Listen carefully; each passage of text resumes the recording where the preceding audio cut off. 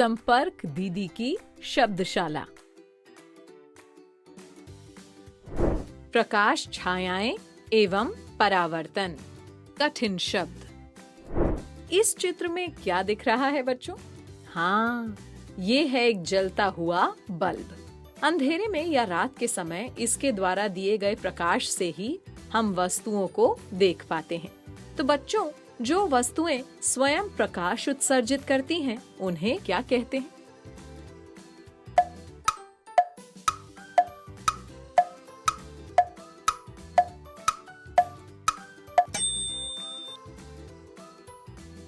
दीप्त पिंड कहते हैं।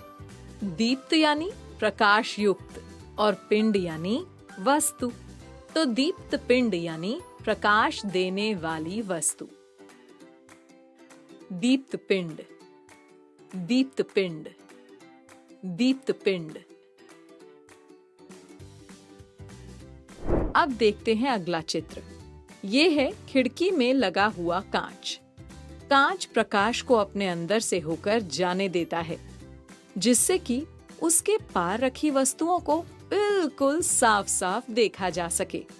तो बच्चों, कोई वस्तु जो प्रकाश को स्वयं में से गुजरने दे और जिसके आर पार आसानी से देख सकें, उसे क्या कहते हैं?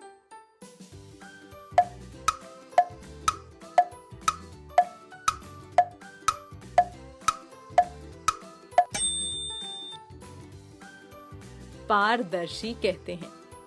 पार मतलब आर पार और दर्शी यानी दिखाने वाला। तो बच्चों, पारदर्शी यानी वस्तु जिसके आर पार देखा जा सके। पारदर्शी, पारदर्शी, पारदर्शी। अगला चित्र देखें बच्चों। ये तो लकड़ी का एक ब्लॉक है। क्या इसके पार रखी वस्तुओं को देखा जा सकता है? नहीं देखा जा सकता, क्योंकि लकड़ी प्रकाश को अपने में से होकर नहीं जाने देती। तो क्या आप जानते हैं कि ऐसी वस्तुओं को क्या कहते हैं?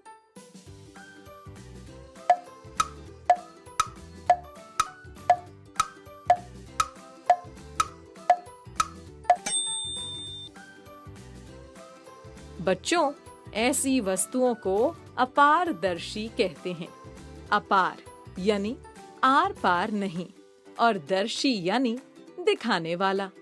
तो जिसके आर पार नहीं दिखाई दे, वो वस्तु हुई अपारदर्शी। अपारदर्शी, अपारदर्शी, अपारदर्शी। अब ये है एक पॉलीथीन के लिफाफे का चित्र। जानते हो बच्चों, ये प्रकाश के केवल कुछ भाग को ही अपने अंदर से होकर जाने देता है, जिसके कारण इसके आर पार हम देख तो सकते हैं, लेकिन दृश्य धुंधला दिखाई देता है। ऐसी वस्तुओं को क्या कहते हैं?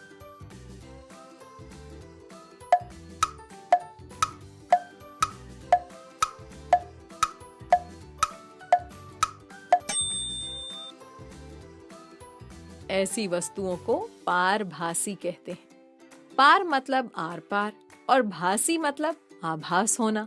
तो पारदर्शी यानी वो वस्तु जिसके आर पार देखने पर वस्तु धुंधली दिखे। पारभासी, पारभासी, पारभासी। इस खेल को तो आपने भी कभी ना कभी जरूर खेला होगा बच्चों। अरे देखो, हाथों और प्रकाश की मदद से कैसे दीवार पर एक कुत्ते की गहरी काली आकृति बन गई है। इस गहरी काली आकृति को क्या कहते हैं?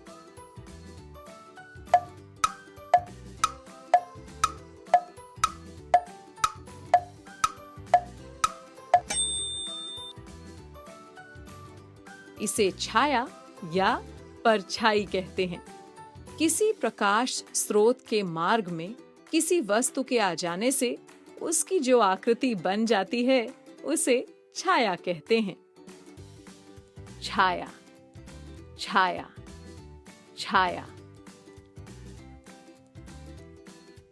अब अगला चित्र देखते हैं। देखो बच्चों, इस चित्र में एक व्यक्ति दर्पण में अपना प्रतिरूप देख रहा है। क्या आप जानते हैं कि दर्पण में दिख रहे प्रतिरूप को क्या कहते हैं?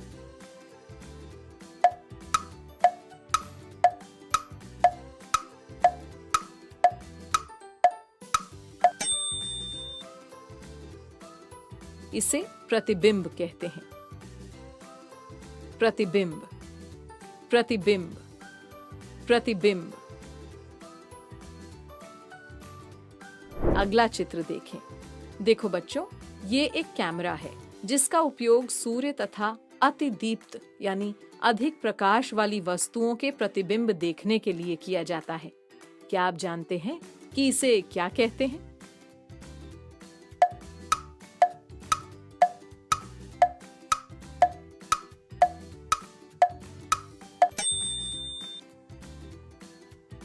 इसे सूची छिद्र कैमरा कहते हैं।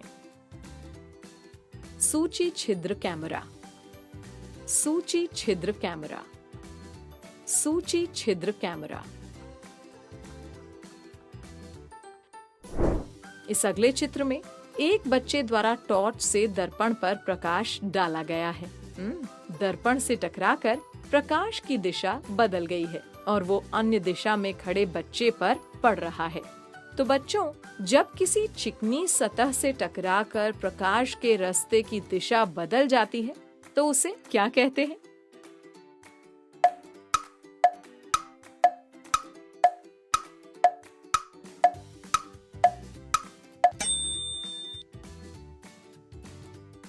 परावर्तन कहते हैं।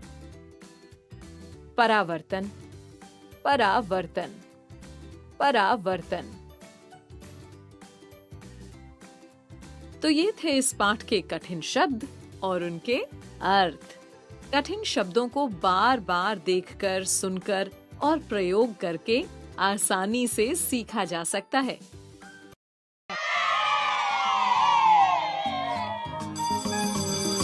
ओके बच्चों, बाय बाय बाय। बच्चों, अब मैं जाती हूँ, कल फिर मिलने आती हूँ। इंग्लिश में अब होंगी बातें, मैथ सीखेंगे हंसते गाते। पहेली, किस्से और कहानी सुनना अब तुम मेरी जुबानी। बात बड़ी है सीधी सीधी, मैं हूँ आपकी संपर्क दीदी। संपर्क फाउंडेशन।